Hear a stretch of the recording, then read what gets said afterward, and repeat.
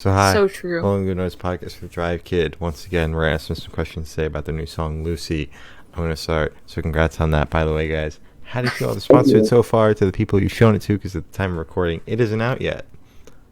I'm sorry, can you say that question again? I saw that one Nice. coming. Wasn't paying attention. You can edit this, right?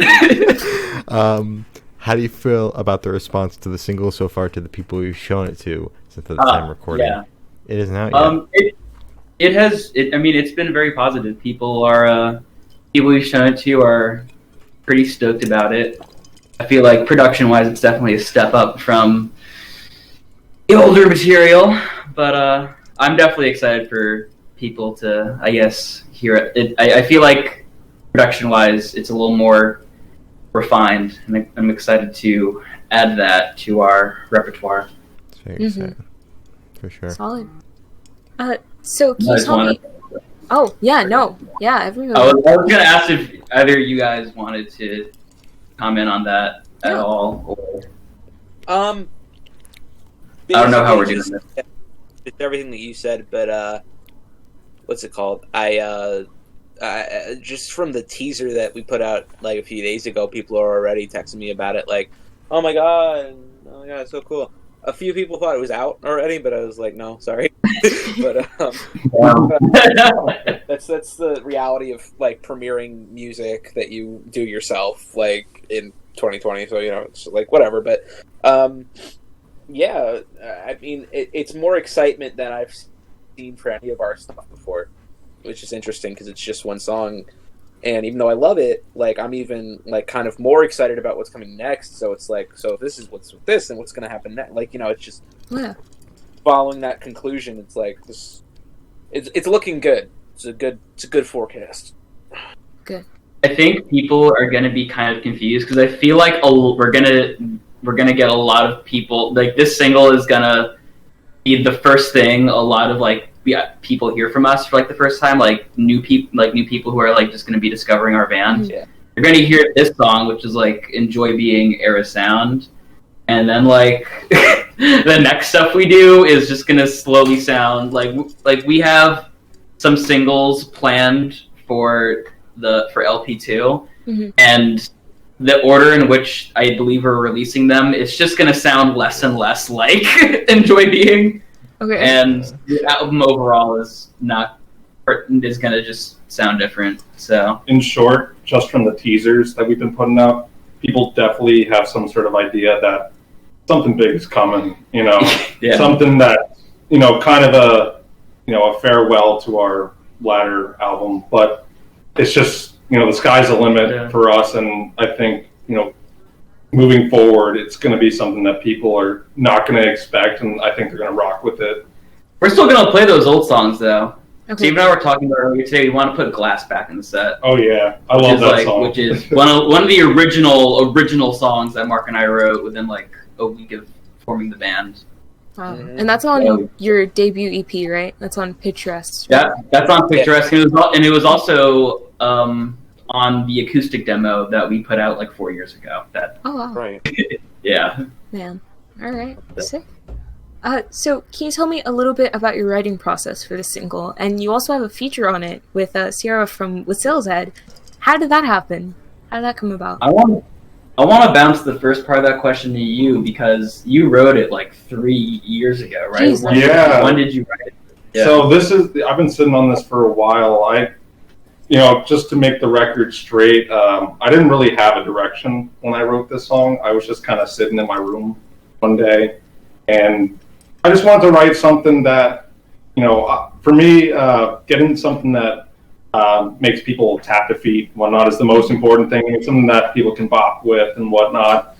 But I guess, when I started thinking about it more, Lucy, I'm sure that's a big question for a lot of people, what that represents. And a lot of people, may think just a person, but to me, it represents something more, something that people aspire to be. There's always that one thing that everyone has that, if I reach this point or if I get this thing, then I will be happy. But you'll get to that point and you realize you're still not totally satisfied. So Lucy is there's a line in the song that says, "Come to me and make me happy." Mm-hmm. But that thing, that you get finally in the end, you may be surprised to see that you may be just the same as you were, Yeah. And then there's another thing. There's always like another thing that comes after that. Exactly. Like there's always a bigger fish to fry. Mm-hmm. But just to add to that, I think it's funny because in addition to Lucy, there's going to be another song on the record that is also named after a person, and neither of these songs are about people. Like real. Neither of them are about I think actual real life people. Mm-hmm. So, which I think is kind of funny because we didn't plan it that way. That just Mark, you're making a face. I never thought of it that way. That's weird. Yeah, we're doing that apparently. So look out. Yeah, with this song, the way as far as the music goes, not necessarily the lyrics, but one of my biggest influences, and I know it was your influence, and Mark too. I don't want to lead you out of this, but we all love Blink, and I really, when I wrote it, I was going after a Blink vibe because I just really look up to them. They really shaped my writing process, and especially bass too. It wasn't my first instrument, but my friend over here, he showed it to me, and I picked it up less than a day. I kind of got it, and I just really always aspired, and I loved Mark Hoppus's style, and I really wanted to write a song that was bass heavy and kind of emulated a Blink type era, but also give tribute to the Enjoy Being process. Yeah. Even I have actually been in and out of bands for almost a decade now. Yeah. 8, 9 years. So it was definitely, and 4 years ago, that sounds about right, because I was definitely 3 or 4 years ago was around the last time that I was decently into Blink, because I think that was when California came out, and I was excited for that record. It was all right. Yeah, I know I enjoyed it. It was fun. It was there. Yeah, I saw the tour. It was nice. All people opened up. It was fun. It was all right. It was a fun time. Yeah, it's not like you're convincing yourself. You're trying to convince yourself it was good. But anyway, that's I guess that's the framework of the birth of the song. But the Sierra Bernardo feature, we are obviously very excited for. I don't know who was it. You who pitched we should have Oh yeah, yeah. In the beginning, I really wanted to get a female singer in on that because I really want to grow that scene. I think there's a lot of strong female artists out there, and I really wanted to kind of emphasize one specific part of the song where she's featured, and she just killed it. She absolutely 100%. Killed it. She did so. What Sails Ahead is just such an immensely good band. I feel like in terms of our scene, I am always I'm really I'm by some of the stuff they come up with. It's so yeah, we def be loving on them a whole lot. And Sierra was awesome to work with in the studio. I would totally be down to just work with her more in general. Definitely. And I also got to act in the music videos they've been doing for In Fear and Loathing, and some other stuff that they have planned. And exciting. It's always they're really funny people. They're just they are. I enjoy the yeah, sure. I enjoy being around them. The album title. That was really funny, Nick. That was unnecessary. It was unnecessary. So where was your headspace at while you were writing this track? My headspace, like I said, I really had no direction. It was just want to write a banger, man. I mean, to put it in some term, but it was 2 in the morning. Ideas are flowing. Always a great time to for the creativity to be boosted. So I just wanted to put the ink to paper, and here we are. I guess I know it's not as deep as I could go, but that really is truly how happened. Some things worked, and next thing you know, we have a song. Yeah. It's just something Steve had in the chamber for so long, and then he brought it up to us, and we were like, let's do this. Yeah. And we did. I think we added like the pre-chorus was something we wrote as a band, and then obviously Mark came in with those key parts, which I think really elevated it. But yeah, that's pretty much the whole shebang with Lucy. Wow. Thanks. Simple. Very cool story. So, is there a certain feeling you want your listeners to have while listening to this track?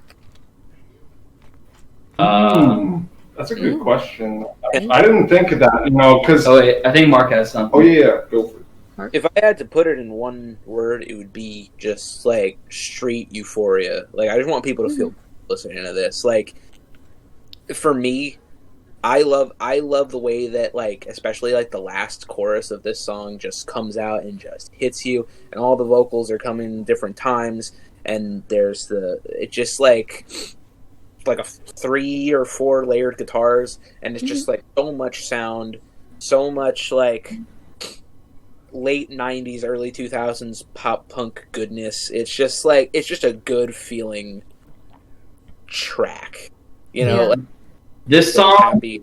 For me, this song sounds like how like a good warm shower feels after you've like been like shoveling snow like all morning or something. Like today. Yeah, like today. I don't know, I looked outside before this interview. There's no snow on the ground, at least here, so... Man. Oh, lucky you. There's some snow. I don't think you're far from where I am. I'm like right next to Asbury Park. Yeah, so. I'm right like 5 minutes from the beach. Yeah. So. I'm like 5 blocks from the beach. I think it's gonna be icy as hell tomorrow. Yeah. Oh, no. So definitely not driving. Yeah.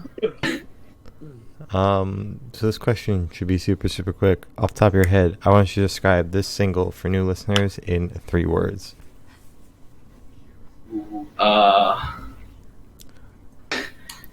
Song Drive Kid. Cheap. I'm going to go with Okay. that. Yeah. No, you can't Sorry, I piggyback. panicked. You can't piggyback. No. No piggybacking. Actually, if I had to think, I would say just have fun. Just have Really, for me, what it comes down to, because it's just a fun song, and it's really euphoric as another just chill, man. Good trips only. Good vibes. Good vibe. Good. Is there a slash to their good vibe / trips only? Yeah, sure, we can say that. Okay, cool. Thank you. If I'm gonna put it in 3 words, it would be 80s grainy video. That makes sense. I get that. I get that. Like I Yeah. feel like you're watching like tapes of your uncle playing with Transformers in the 80s over this song. Like, I don't know. That's very. No, yeah. I don't even know what I'm talking about. No, but it makes sense. I get No, that. no, you're on something. Exactly. Music video, maybe? I don't know. So while going through this track, what band or artist influences stick out the most to you guys? Besides If Blink. any. Besides Blink. Besides Blank, I think something I'm proud of that I did on this track is that when after that solo ends and like the final chorus like starts to ramp up, I do there's like this double harmony that I did in the studio. It's like whoa, I'm not gonna do it now, but it's the way it like rises. It's something that like I've probably taken from my influence from bands like the Wonder Years and Enter Shikari, and just because like melody and harmony has always been like really central to like the music that those bands have made, and harmony is something that obviously we hold very near and dear to us. So not a Drive Kid song without some dope harmonies. Yeah, Of course. I would agree, and to the harmony part, I always with this song too, I thought of For Your Strong's harmonies. They're really good. Yeah. And even the story so far. The story so far, I recently picked them up too. I listened to them throughout high school, but I've just really gotten into them. But the last one I wanted to add was The Ones You Forgot too. I really like their song. Shout out to a local scene, right there. But yeah, those were the things that came to mind if I weren't to go with the Blink option, because really there's so many different elements to the song. First, with the bass heavy parts, but also the addition of synth and so many other aspects. That's really what kind of ups the ante. It's like an onion. There's so many layers to it. It's kind of hard to pinpoint just one to that. So it's a bit complicated, I guess. Okay. Mark, you look like you had something too. Mark.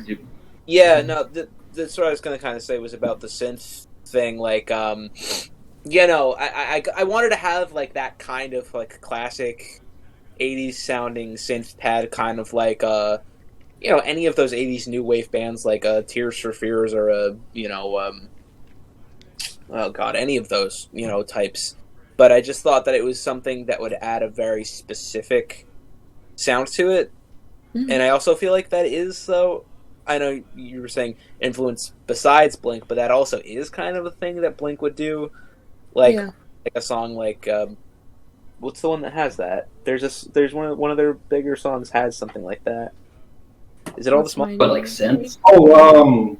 What the Enema of the State album type? There's synth in that. I know that, but I don't know if that was probably something. What's My Age Again? That's the only one. Too, and What's My Age Again might. Yeah, no, I think it was What's My Age Again. One of them has a really high synth like that. I think that's basically where I think from. But I think Wendy Clear off that record has like a whole like organ on it or something like that. Maybe like overall, cool. There's such a little kind of amount of the synth stuff on this song, and there was so little on Enjoy Being that I just feel like when the next stuff comes, y'all aren't even going to be ready for like how much synth there is. It's all synth laden. Oh my gosh. Our live shows are definitely going to transform. I think Mark's going to end up playing like at least most of our sets, like just like playing keys and singing, depending on what kind of set. Yeah. Mm-hmm. Most of it. Hell yeah. It's exciting. Yeah. It's fun stuff. So you guys mentioned an LP2. What can you tell us about it? Nothing. No. Man. We have no idea what is going on. Even we don't know what the songs are. Our doubles are recording it. Okay. We have some loopers. It's like it's like 4 Bruce Willises in a basement, and they're all dressed like us. Uh-huh. They're making the record. We actually don't know anything. Man, I'm very excited to hear it. Yeah. Well, to be totally honest, there is I don't know if you guys noticed it, but at the tail end of Lucy, as it's fading out, there's like there's like another song that's kind of like fading in, and it's like scratching in and out. Yeah. That is actually a sneak peek of something from LP2. Interesting. Yeah. Interesting. Is that the next track that's going to be released leading up to LP2? Yes, probably. Yeah, probably actually. Okay. But that or So.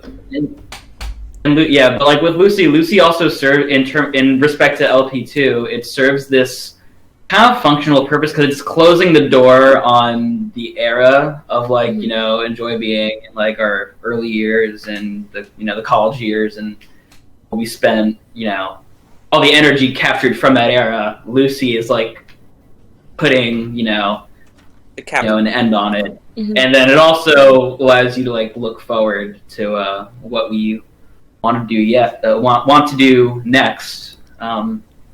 But then in terms of juicy details, we're probably around, I don't know, we're probably a little more than halfway with like tracking the record at this point. Ooh. About right. The process has been very different from Enjoy Being. It's been a little slower, but because Enjoy Being, I feel like we sort of rushed through a little bit. We started recording. We put out that record 2 years ago. We started recording that in January of 2018, and it was out by July. Oh wow! Oh god! And then in between that time, we put out Picturesque, which we had recorded the previous fall in 2017. Wow. Right. So that was a thing. That was the thing. We recorded Lucy in July and finished it, I think, in July. Oh. And we started recording the album right at the beginning of September. Yeah. And basically, and how we Enjoy Being, we kind of did everything super duper organized. We did all the drums first, and then we did all the bass first, and so forth. But now it's just kind of, we're taking it song by song. So obviously we'll start with drums, and then if we have drums for something, we'll start putting guitars and keys and all the stuff we want on it. And we've gotten to the point where I think we only have 4 more songs that we still need to track drums for on this record. And, some songs that have guitar but don't have bass. And then on the other hand, we have probably 3 songs now that are totally tracked and have vocals on it. And we're starting to get the sounds that we want out of production wise. And it's been cool because we're kind of seeing I feel like we have more control over how this record is going to sound, how we want it to come out. Mm-hmm. We're taking our sweet time with it. Mm-hmm. Good. Very excited to hear that. Yeah, no, totally. The thing is, though, it's weird. The process has been weird because obviously current world events. Yeah, COVID. I wasn't going at first. I wasn't even going at first. When did I start coming to the sessions? We only did I think we only did 1 session without you, and then you were like, "Yeah, it'll be fine. I'll come." Yeah, I started going over and just all masked up in that basement, and it was fine. It was fun. It was good. We were able to do things safely, and we were able to do things just fine. Mm-hmm. But then more recently, when things started spiking again, I was kind of and then things are sort of getting to winter. And I kind of. Sorry, go ahead. A little bit of with cases rising recently, we've all been a little bit more, a bit more cautious. We've slowed down a bit. We haven't done as much in the past couple of weeks. I think I went over to do some guitars, maybe once, but we're kind of just, I think, waiting out the wave. It'll probably be a few more weeks. We probably, I don't mean, who's to say, when things are gonna lighten up, but ultimately I really don't think it's going to significantly affect our tentative release timeline. I think we want to have the record out by late next year. Mm-hmm. And if we start up again and at the end of January, I don't think it's going to make much of a difference because we're still going to take our sweet time, producing it and then getting video content together anyway. So, it is what it is. We're just going with the flow. Yeah. Solid. That's good. Yeah. So for the last couple questions, we're actually going to shift away from music, if that's okay with you guys. Oh, yeah. Sure. Mm-hmm. Sick. So, if you guys could be an animal for the rest of your life, what animal would you be? I would be a dog or a cat or something. But what breed of dog? Pomeranian, pug, bulldog? Either a golden retriever or a husky or something, because I don't know. I feel like I'm kind of loud and annoying and insane. And I feel like huskies in particular and golden retrievers generate that similar energy. Mm-hmm. One of the funniest things on earth for me is watching just a bunch of huskies just scream absolute bloody murder. Mm-hmm. I don't know why. I love it. And also, when you're a house pet, you don't have to do anything to make people love you. Everyone is just exactly. Everyone loves on you immediately because you're adorable. You're a house pet. Exactly. Respectful. So true. I guess mine would be kind of similar. I would definitely choose a wolf. I just think they're beautiful. Mm-hmm. And there's kind of some,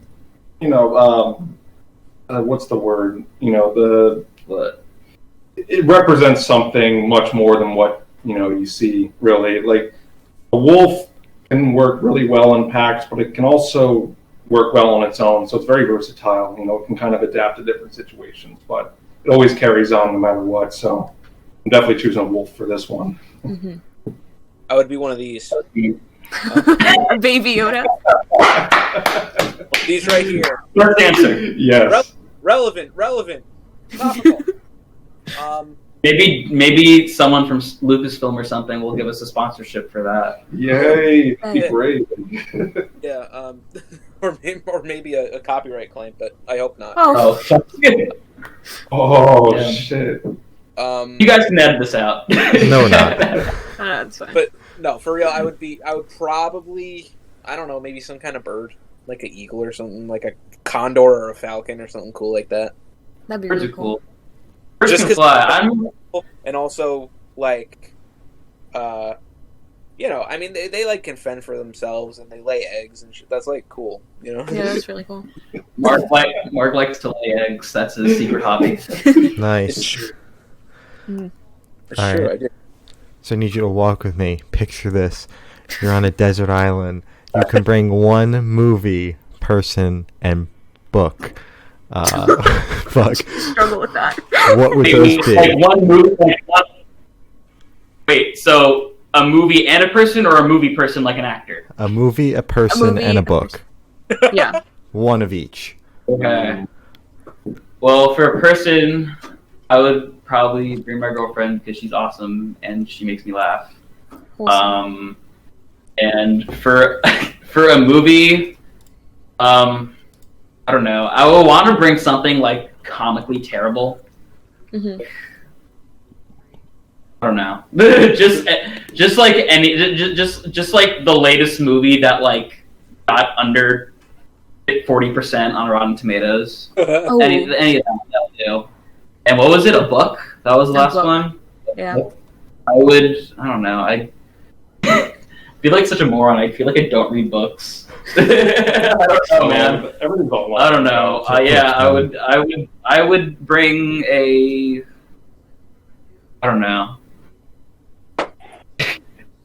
I would bring a Rachel Ray cookbook or something so I could burn it for warmth. So true. Yeah, that's great. Solid. That's not what I say. Hard to follow that one up, Mhm. but I guess I don't know. I'm kind of weird. I'm not a huge movie person, but I love TV shows.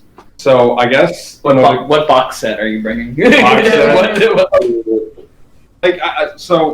I guess for me, I would bring the Trailer Park Boys show because I fucking love that show so much. Mhm. It's just ridiculous. Imagine being on just the thought of you being like stranded on the island fighting for your life, but you have like all 10 seasons of Trailer Park Boys on DVD. I feel like you just arrange them in a circle and you're just like praying to them.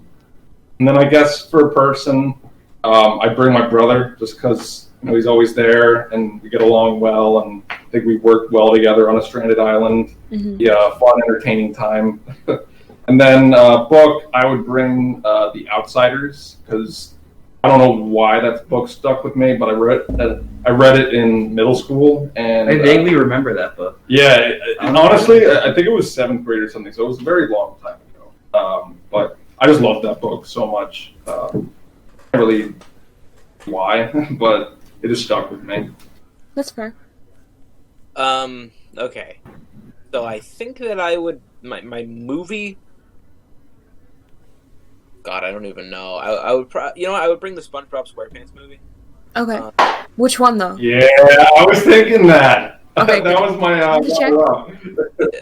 No, the first one, because just there's nothing as funny as that. Come on. Exactly. You got a point. Person, I would love to bring my girlfriend, and I most likely would, but I'm very tempted to bring Haley Williams because she's Haley Williams, and also she can sing me sweet songs. Exactly. Yeah. My girlfriend can also sing me sweet songs, so I don't know. I mean, Yeah. you know what? She'll watch this, and I'll let her decide. if she wants to go to the island or not. I don't think she would blame you for wanting to bring Haley Williams with you on a desert island to like sing you sweet songs. I don't think she'd blame you. Mm-hmm. No, she wouldn't. No, listen, I'm very open about my feelings towards Haley Williams with my significant other. And then for book, I don't know, maybe like the inside pamphlet of one of my favorite albums. I don't know, maybe the inside pamphlet of Gorilla's Demon Days, so I could just read the credits over and over again. I don't know. All right. I've done that before. That's fair. I'm actually going to change my book answer to like a takeout menu, so I could like lick pictures of food and pretend I'm eating. Oh, that's really sad. Wow. Desperate times call for desperate measures. Wait, no. I know what book. I would bring the Revenge of the Sith novelization. Ooh. I've never read it, but I've always wanted to, and it's supposed to be really good and even better than the movie. Man. Is that hard, though, to be better than the movie? I don't know. I don't think it's hard. I don't think it's super hard to be better than a Star Wars prequel, but Yeah. you know, That's fair. I don't know nothing. Mm-hmm. That's valid. So I have the honor of asking the last question. Most people we've spoken to has kind of said it's an important question, since we're a music podcast, kind of talk about music a lot. So if you could listen to one song for the rest of your life, which song would it be? Oh. Satellites by Andrew Shikari. Which one? What song? Satellites. Ooh, that's a good song. Oh, man. Steve, you go. I need a second. Okay. Mine's going to be completely different than the music that we play, but I would choose. I choose "Truckin'" by Grateful Dead. I love the Dead. I'm a huge Dead fan. Mm-hmm. All right. Oh, wow. Okay, so I don't even. Wow. That was a hard question. You asked like Mark like the Da Vinci question. It's like the impossible question. I can't. This is like I think this was the one question I've never seen Mark answer. And if I've seen him answer it, he's had a different answer every time. That's fair. Yeah. Right? Okay, I'm just going to say what it would be right now. Mhm. This is the nerdiest thing I'm ever going to say.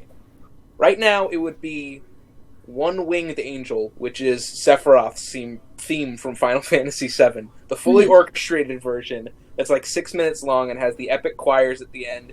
It's just like dissonant strings and cool melodies the whole entire time and a bunch of Latin. Mm-hmm.